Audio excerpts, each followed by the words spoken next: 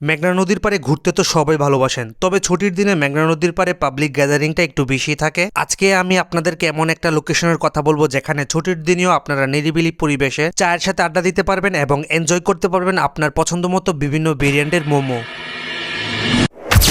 আসসালামু আলাইকুম। তো কি অবস্থা সবার? নদীর পাড়ে তো নিয়মিত আসা যাওয়া হয়, তবে শুক্রবার ও রবিবার বিকেলের দিকে মেঘনা নদীর ওয়াকওয়েটা অনেকটা ক্রাউডেড হয়ে যায়। তাই চলে গেলাম আজান ক্যাফে ও মোমোতে। এই জায়গাটির লোকেশন হলো মেঘনা নদীর পাড়ের ওয়াকওয়ে যেটা আছে এটার একটু পাশে, যে বাচ্চাদের খেলা সরঞ্জামের কিড জোনটা আছে এর সাথে। আশা করি আমার এই ভিডিওর ক্লিপটা দেখে আপনারা লোকেশনটা সহজে বুঝতে পারবেন। তাদের জায়গাটি ছোট হলেও কিন্তু তাদের ডেকোরেশনটা সিম্পলের মধ্যে কুল লাগছিল। খোলা আকাশের নিচে কাঠের টুল আর টেবিলের সাজানো বসার জায়গা বেশ সুন্দর লাগলো। শুনেছি সামনে আরো আপডেট হবে তাদের ডেকোরেশন। আমরা প্রথমে অর্ডার করলাম মোমো বানাতে কিছুটা সময় লাগে, তাই আমরা অপেক্ষার মাঝে ট্রাই করলাম তাদের মালাই চা। শুধু মালাই চাই নয়, এখানে আরো নানান ভেরিয়েন্টের চা পাওয়া যায়। মেনুতে দাম সহ সবকিছু সুন্দরভাবে উল্লেখ আছে। তাদের এখানে কিন্তু চায়ের সাথে পোড়া রুটি আর বাকরখানির সুন্দর একটা কম্বো আছে। তাদের চায়ের টেস্টটা আমাদের কাছে ভালো লেগেছে। চায়ের সুন্দর একটা গন্ধ একটা ভিন্ন অনুভূতি দিয়েছে, আর মাটির কাপের মধ্যে পরিবেশন হয় পুরো ভাইবটি অন্যরকম ছিল। এবার আসি মোমোতে। মোমোর সাথে তারা 3 ধরনের সস দিয়েছে, গ্রিন সস, রেড সস আর একটা মেয়োনিজ বেসড সস। এখানে গ্রিন সসটা কিছুটা চাটনি টাইপের ছিল,